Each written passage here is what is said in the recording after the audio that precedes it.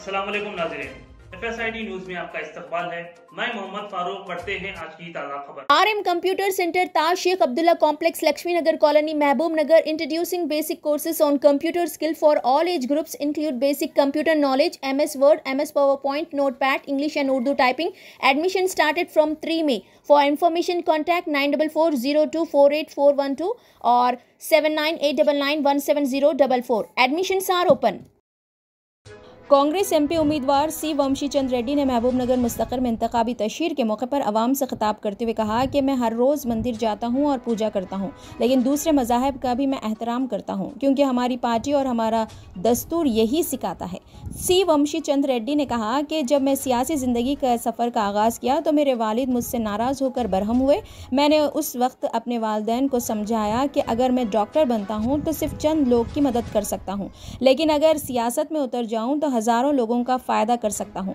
मेरा ये आपको बताने का मकसद सिर्फ ये है कि मैं लोगों के मसाइल से वाकिफ़ हूँ, क्योंकि इन मसाइल से गुज़र कर ही मैं यहाँ तक पहुँचा हूँ। लिहाजा इन मसाइल को हल करने की ज़िम्मेदारी मुझ पर आयद होती है और मैं इसको 100% हल करने की कोशिश करूँगा। इस इंतखाबी मौके पर सदरनशीन बल्दिया महबूब नगर आनंद गौड़, कांग्रेस सीनियर कायद NP वेंकटेश, राधा अमर के अलावा दीगर भी मौजूद थे। రోజు గుడికి పోతాము, ఇవాళ పొద్దున గుడికి పోయి నేను నిన్న పోయినా రేపు పొద్దున పోతా. హిందువునిగా నేను హిందువునని నేను గర్విస్తా, హిందూ ధర్మాన్ని పాటిస్తా. ధర్మో రక్షతి రక్షతః. మన ధర్మాన్ని మనం రక్షించుకుంటే ఆ ధర్మమే మనల్ని రక్షిస్తుందని బలంగా నమ్మేవాడిని. కానీ ఇతరుల ధర్మాన్ని కూడా నేను గౌరవిస్తా. అది మాకు మా పార్టీ మన రాజ్యాంగం నేర్పినటువంటి విషయాన్ని ఈ సందర్భంగా తెలియజేస్తూ నేను ఇందాక చెప్తున్నటువంటి విషయం, నేను రాజకీయాలకు వచ్చినప్పుడు మా నాన్న నాకు తిట్టిండు, నాకు గొడవైంది ఇంట్లో. అయినా కానీ నేను ఒక డాక్టర్గా 10 మందికే సేవ చేయగలుగుతా. రాజకీయాల్లోకి వస్తే 1000 మందికి, ఆ 1000 మంది నన్ను ఆశీర్వదిస్తే మళ్ళీ లక్షల మంది నన్ను ఆశీర్వదిస్తే కోట్ల మందికి సేవ చేసే అవకాశం రాజకీయాలలో ఇస్తది అని మా నాన్నని, మా తల్లిదండ్రులను కన్విన్స్ చేసి నచ్చజెప్పి రాజకీయాల్లోకి వచ్చిన. ఈ మాట నేను ఎందుకు చెప్తున్నానంటే,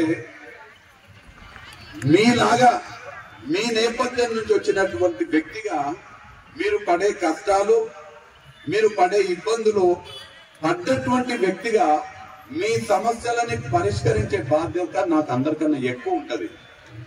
నేను గనక ధనవంతుల కుటుంబం నుంచో లేదంటే గొప్ప కుటుంబాల నుంచి, కష్టం అంటే తెలియనటువంటి కుటుంబ నేపథ్యం నుంచి వచ్చి ఉంటే మీ కష్టాలు నాకు తెలియవు, మీ కష్టాల అనుభూతి కూడా నాకు తెలియదు, మీ కష్టాలని తీర్చేటువంటి ఆ తపన నాకు ఉండదు.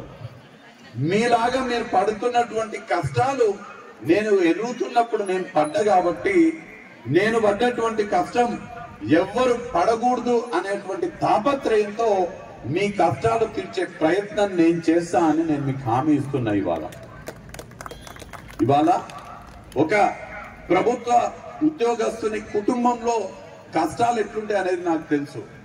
1వ తారీఖు నాడు గనక జీతం రాకపోతే ఇంటికి వచ్చేటువంటి పేపర్ పిల్లోడు గాని, పాల బాబు గాని కట్టేటువంటి EMIలు కట్టలేకపోతే ఎంత ఇబ్బంది ఉంటుందో తెలిసినటువంటి వ్యక్తిని నేను. మన ఇంట్లో పైసలు లేకపోతే అప్పు చేయడానికి, అప్పడుగా నీకు దగ్గరికి పోతే అప్పు అందకుంటే 10 ఇళ్లలోకి పోయి నా పిల్లోడికి ఆరోగ్యం బాగాలేదు, ఇన్ని పైసలు అప్పియాలని అడుగుతున్నటువంటి బాధలు తెలిసినటువంటి వ్యక్తిగా చెప్తున్నా మీకు. ఇవాళ రాజకీయాలలో ఎంతో మంది వస్తుంటారు. కొంతమంది పదవుల కోసం రాజకీయాల్లోకి వస్తారు. ఒక పదవి వస్తే ఆ పదవి చూపెట్టుకొని ఇంకా పెద్ద పదవి రావాలనే ఏకైక కాంక్షతోటి రాజకీయాలలో ఉంటారు. నేను ఎమ్మెల్యే కావాలి. ఎందుకు ఎమ్మెల్యే కావాలి? నేను మంత్రి గానికే ఎమ్మెల్యే కావాలనుకుంటారు. మంత్రిని ఎందుకు కావాలి? నేను నా కుటుంబం పెద్ద పెద్ద వ్యాపారాలు చేసుకోవాలి, మేము తరతరాలుగా మా కుటుంబం వాళ్ళు సంపాదించినటువంటి కోట్లాది రూపాయలను కాపాడుకోనికే నేను మంత్రిని కావాలనుకుంటారు. నేనుండాలి, నా కుటుంబం ఉండాలి, నా కుటుంబం వాళ్ళందరూ పెద్ద పెద్ద బిజినెస్లు చేసుకోవాలని అనుకుంటారు. ఎంపీగా కావాలనుకుంటారు. ఎందుకు ఎంపీగా కావాలనుకుంటారు? కేవలం నేను ఎంపీ అయితే, నేను కేంద్ర మంత్రి అయితేనేమో, నేను కేంద్ర మంత్రి కావాలి కాబట్టి నేను ఎంపీ కావాలనుకుంటాను. కేంద్ర మంత్రి ఎందుకు కావాలి? మళ్ళా అదే నేను నా కుటుంబం 1000 కోట్లు సంపాదించినామో ఆ 1000 కోట్లు సరిపోవు, ఇప్పుడు లక్షల కోట్లు సంపాదించాలి కాబట్టి నేను కేంద్ర మంత్రి కావాలని అనుకుంటాను.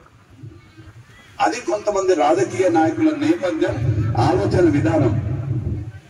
నేనేమనుకుంటున్నా, నేను ఎంపీ కావాలి, ఎంపీ అయ్యి పాలమూరు ప్రజల గొంతు పార్లమెంట్ లో వినిపించాలి, పాలమూరు ప్రజలకు సేవ చేయాలి, పాలమూరు ఎత్తిపోతల పథకం ద్వారా ప్రతి ఎకరాకి సాగునీరు తీసుకురావాలి, పాలమూరులో ఉన్నటువంటి ప్రతి నిరుద్యోగికి ఉద్యోగ అవకాశం కల్పించాలి. అందుకోసం నేను ఎంపీ కావాలని నేను అనుకుంటున్నా. మీరు ఒక్కసారి విజ్ఞతతో ఆలోచన చేయాలని మిమ్మల్ని అందరినీ కూడా కోరుతున్నా. ధర్మం ఎటువైపు ఉంది? ధర్మం ఏం కోరుకుంటది? ధర్మం ఏం చేస్తే మంచి ఉంటది అని ధర్మం చెప్తుందో, నమ్మినటువంటి సిద్ధాంతానికి ఎవరు కట్టుబడి ఉంటున్నారు? సంతోషం. నమ్మినటువంటి సిద్ధాంతానికి ఎవరు కట్టుబడి ఉంటున్నారు?